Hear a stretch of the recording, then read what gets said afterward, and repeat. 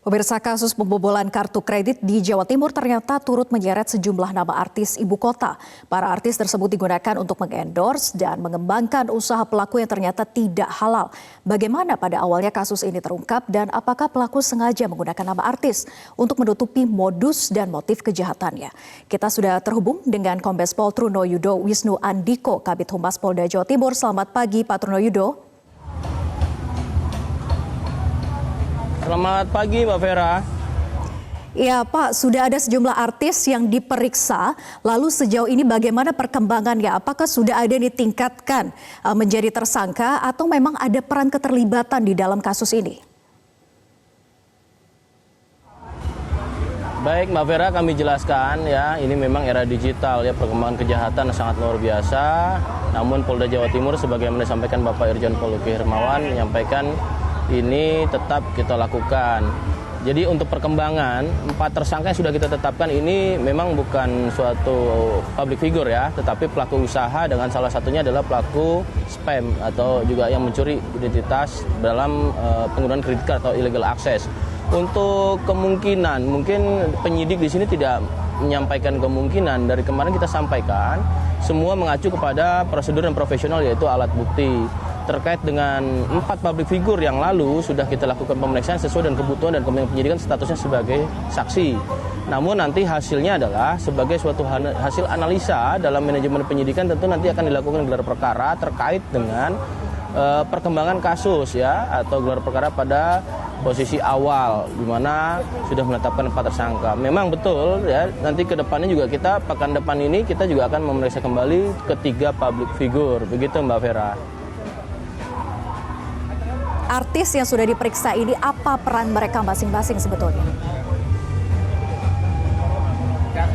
Nah baik, untuk peran keempat public figure yang kemarin sudah kita lakukan proses pemeriksaan oleh penyidik Direktorat Reserse Kriminal Khusus Polda Jawa Timur, ya keempatnya ini adalah merupakan endorse, ya endorse di mana menggunakan komunikasi, ya baik itu melalui media sosial, DM, chat, ya juga WhatsApp.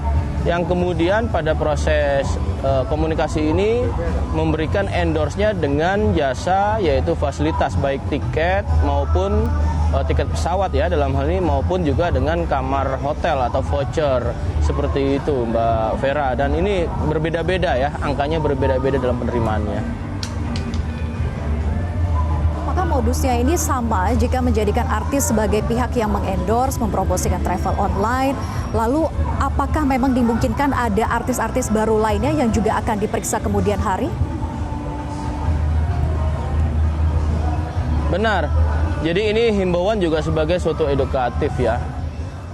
Public figure terutama juga artis ini kan merupakan suatu profesi sebenarnya. Namun dalam keprofesionalan untuk menerima endorse ya, ini kan hanya dengan komunikasi tanpa bertemu. Ya, artinya dengan komunikasi baik device handphone maupun juga dengan akun-akun media sosial, DM dan chat. Nah, ini harus perlu diteliti. Jadi, mengapa melibatkan endorse atau public figure ya? Ini memang kaitannya untuk menarik perhatian bagi pemohon, pelanggan ya, customer lainnya pada pelaku usaha yang memang menggunakan digital yang kemudian ini dilakukan untuk kejahatan. Ke depan betul ya, saya sampaikan ada 3 yaitu saudari Jessica, kemudian Boy William, dan kemudian juga ada Sarah Gibson. Kita akan lakukan panggilan untuk pekan depan ini ya. Nanti perkembangannya akan kami sampaikan melalui penyidik. Dari artis yang sudah diperiksa ini, apakah memang tidak ada yang betul-betul mengenal dekat dengan tersangka?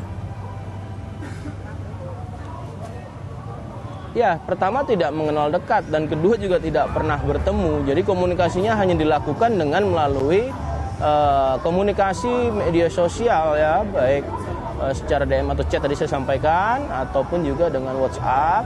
Kemudian disepakati dan setuju. Nah, kemudian apa yang didapat adalah berupa jasa fasilitas. Dan beberapa ada menggunakan dengan komunikasi melalui manajemen. Ya, tentu nanti ini masih proses pendalaman oleh penyidik, Mbak. Nah, kemudian sejauh ini sebetulnya berapa sih Pak rate dari masing-masing artis ini? Apakah memang berbeda-beda penerapannya satu artis dengan artis lainnya? Lalu bagaimana sebetulnya cara dari sang pelaku ataupun juga tersangka ini bisa merekrut atau juga bekerja sama dengan para artis untuk bisa mengendorse? Ya, betul sekali. Jadi memang rate-nya berbeda-beda ya. Contoh, Saudari Gisel ini tiket pesawat ke Australia, ini nilainya sampai dengan 25 juta. Kemudian juga dari Saudari Tias Mirasih misalkan, itu juga menerima sekitar 5 juta ya untuk voucher kamar di Singapura. Juga Aukarin misalkan 1,3 dan beberapa memang berbeda. Jadi untuk keterlibatan atau melibatkan artis dalam pelaku usaha ini memang ada keuntungan dari pelaku usaha yang memang oknum ya, kita sampaikan pelaku kejahatan ini dengan membobol suatu identitas kredit card, kemudian dibeli oleh pelaku usaha traveling, dan kemudian pelaku traveling memberikan diskon yang memang tidak rasional sehingga para pemohon atau customer ini berbondong-bondong lah untuk ikut serta dengan menggunakan akun tiket kekinian dan termasuk untuk membayar endorse yang tidak dirasakan ternyata merupakan hasil dari kejahatan. Artinya para artis ini memang hanya mempercayai saja begitu ya tawaran dari endorse tersebut. Dianggap seperti mana biasanya saja yang menawarkan kerjasama untuk endorse.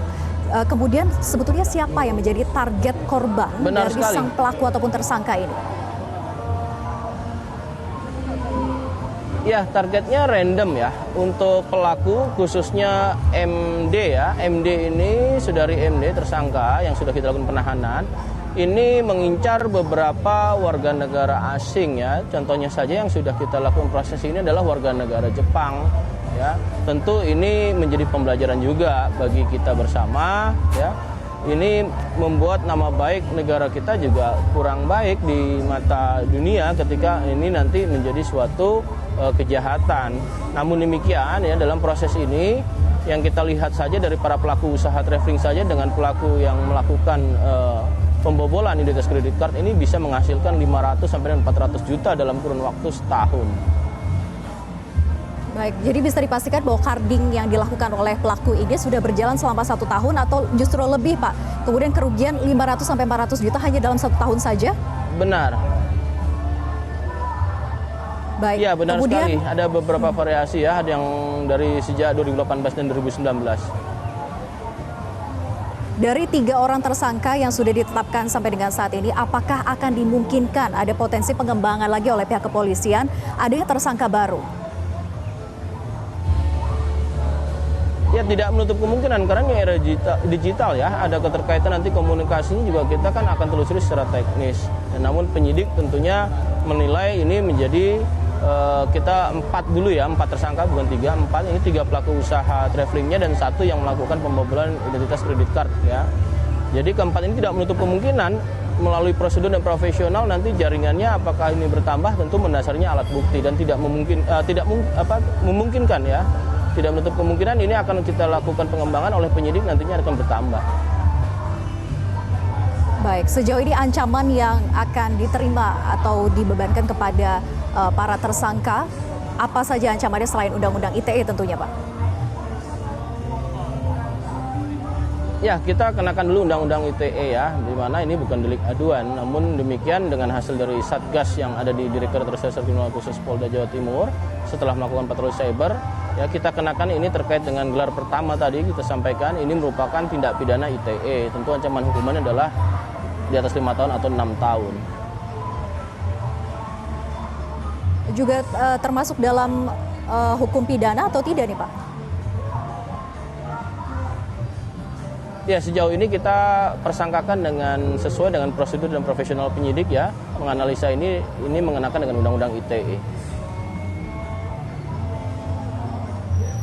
Baik, kemudian terakhir Pak Truno Yudo bisa memberikan himbauan kepada para public figure maupun juga masyarakat untuk bisa lebih berhati-hati terkait kasusnya pembobolan kartu kredit seperti ini.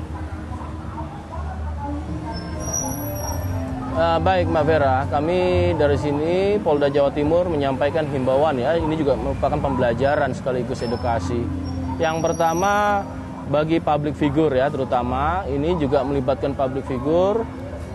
Artinya secara profesi kita memahami betul ya, laksanakan secara profesional. Yang pertama cek terlebih dahulu ya, bagaimana menerima endorses yang kemudian ini mengakibatkan banyak korban bagi masyarakat lainnya. Tentu kita berempati bersama ya, cek. Kemudian yang kedua, bagi para masyarakat juga mengecek kembali ketika ada program-program promo yang memang diskonnya adalah diskon tidak rasional ya.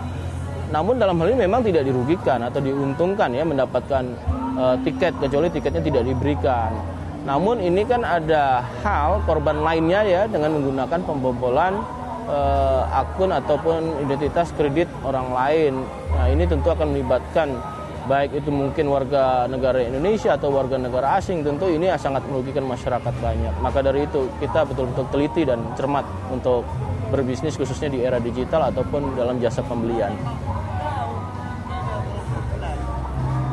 Baik, terima kasih Pak Truno Yudo sudah bergabung bersama kami di Metro Pagi Prime Time. Tentunya kewaspadaan dan juga tidak tergiur dengan tiket murah begitu ya Pak ya, dengan harga yang betul-betul tidak rasional. Terima kasih.